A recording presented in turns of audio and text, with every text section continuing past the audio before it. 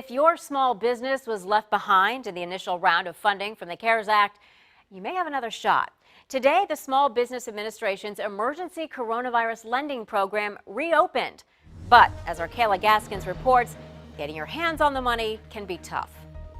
Well, the smaller your business, it seems, the more difficult it can be to access this funding. An independent contractor from Pocosin shares his frustrating experience. For nearly 4 decades, Al Broderson has worked as an independent contractor dealing with food service equipment. When the shutdowns began, his business ground to a halt.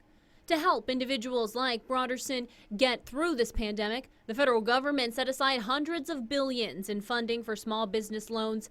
When the first wave of funding was released, Broderson applied. I sent it to my bank, and my bank said, we're not accepting any unless you had a business account prior to February 15th, which I did not have.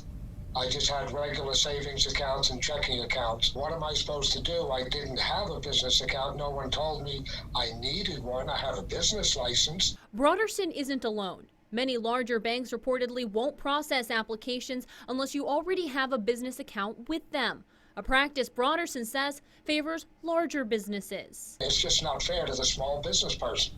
We have to survive. The big people have other avenues and investments, etc. We don't. We're small, independent people. We have to survive during this. As a way to combat this issue, the new funding bill includes $60 billion for small lenders. This is meant to help small community banks serve smaller companies. As for Broderson, he eventually found a large bank to accept his application. Now it's a waiting game to see if the funding he desperately needs will come through. The first round of federal funding for small business loans ran out in just 2 weeks. Industry experts expect this next round could run out even faster. I'm Kayla Gaskins, 10 on your side.